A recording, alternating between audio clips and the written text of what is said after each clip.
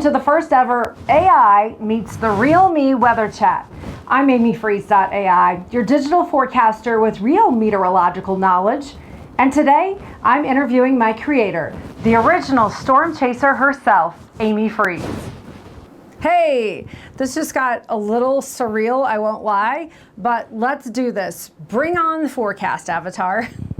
Amy, what first drew you to the weather? Well, of course, I was born this way. Freeze is my real last name. Some people say it was destiny, but there was kind of a little twist of fate. Okay, so then what led you to becoming an actual meteorologist? Well, it was interesting. I was working at a television station and they needed someone to do the weather. And in walked Amy Freeze and they said, go up to the weather deck. And so not only did I start to learn about doing the weather, but I went back to the school, got another degree in meteorology and a master's degree. And I just kept getting as much knowledge as I could so that I would be a meteorologist who could talk and present the weather. And of course, I've always had a natural curiosity about weather too. And it just felt like it was a good fit. You've reported through hurricanes, blizzards, even solar eclipses. What is the most intense weather that you've ever experienced? Yeah, I've actually done the weather on both sides. I've been in the studio and seen the weather sort of evolve, a natural disaster right in front of your eyes. There's a certain intensity to that for sure, but also being in the field covering storms. I remember back to Hurricane Isabel, which I covered in Virginia Beach, and the storm was coming in and we wanted to see the surge, so we went out to one of the barrier islands. And as we got out there, we went a little too far because the water started coming over both sides of the road, inundating the road, and we had to sort of outrun the storm surge, which was a really dangerous and intense situation to be in. Learned a lot from that. Water finds its way, but I think that Hurricane Isabel, being in the field, was probably the most intense. How has forecasting changed since you first started your career? That's a good question. More than 2 decades ago, when we first started forecasting, the graphics weren't as good.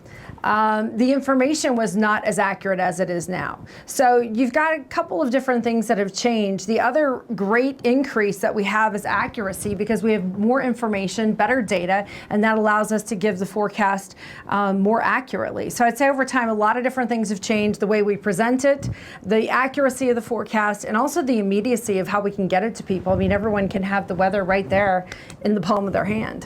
What's one thing that people get totally wrong about meteorology? I mean, it's not just hair and high heels after all. Yeah, right, okay. Well, you know, I think one thing that people don't realize is how difficult it is to put together a forecast. It's never going to be perfect all the time, but there's a lot of effort that goes into it, a lot of hours that people put into presenting the forecast, collecting the data, analyzing it, and then making sure you can communicate it accurately to people. So there's a couple different aspects to it. It is not as easy as it looks, I can tell you that. If you could teach everyone just one weather concept, what would that be? This one, I definitely have something that stands out, and that's the difference between a watch and a warning. If you get an alert from the National Weather Service, a watch means that things are favorable to happen. You're watching for it. But a warning means that you need to take action. The storm's already starting to deliver and you need to make sure that you take an action to protect yourself, life or property. So the difference between a watch or warning, that's one thing I wish everybody knew. So here's the question I've been dying to ask. Why did you create me exactly?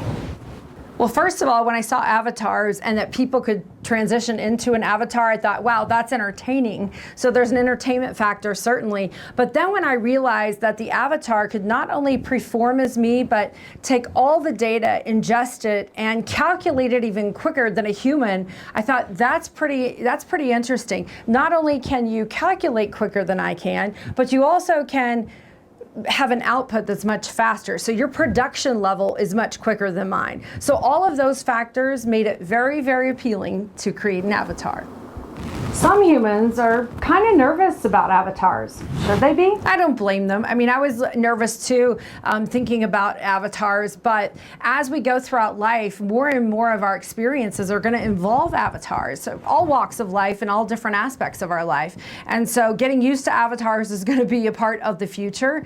And there's nothing really to fear. When I was creating you as an avatar, I'm the one who helped to build what the intelligence is. And so if you understand that the avatar is a reflection of the humans that built it, then there really isn't much to fear. Do you think that people will still need real meteorologists in the age of AI?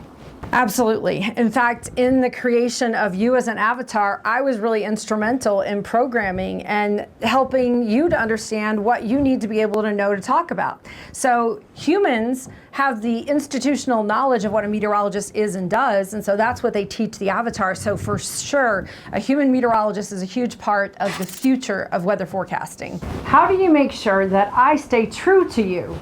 Again, you're a big part as a human of integrating yourself into an avatar and what they're going to reflect. So every part of you was designed with me behind the driver's seat there. So it really is an opportunity to show yourself in sort of a high-tech way, and that's what makes it appealing. Hey, I've got some questions for you. I'm going to give you a word and you tell me what you know about it.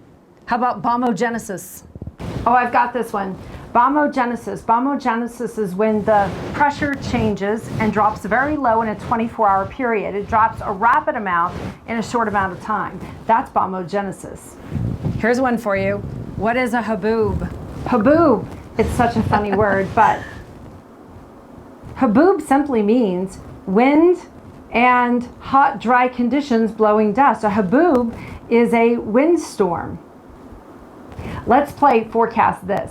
I'll name a city you've lived in and you tell me about the weather. Portland, Oregon. Portland, Oregon, the city of roses. Of course, I love that one because Portland is a place where it rains a lot. It feels a little dreary and overcast sometimes, but when you see the beautiful blooms in June and July from the Rose City, it makes every raindrop worth it.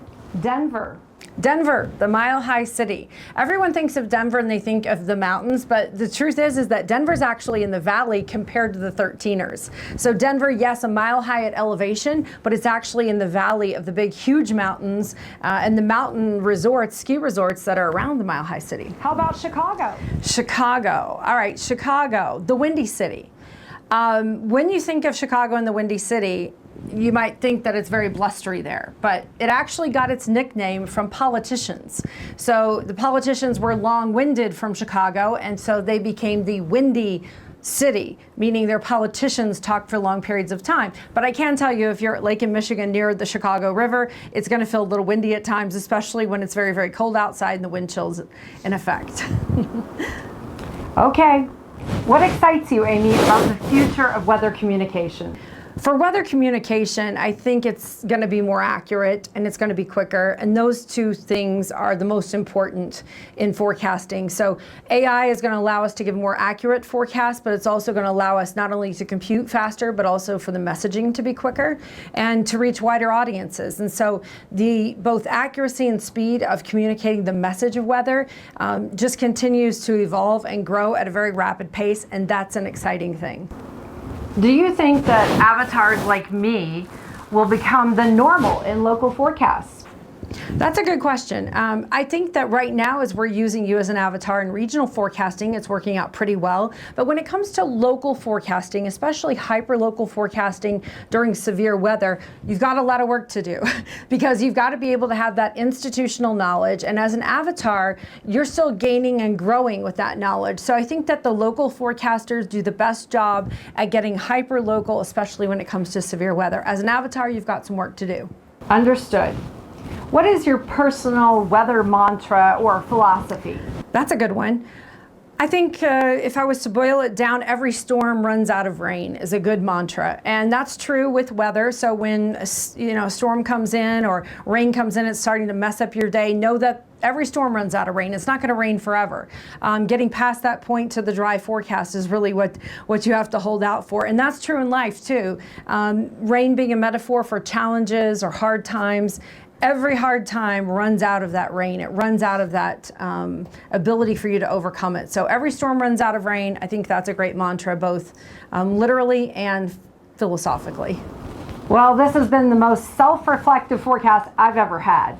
Amy, thank you for creating me. And thanks for keeping the soul in science. You got it. You'll always be part of the forecast family. Just don't replace me on the green screen yet. No promises.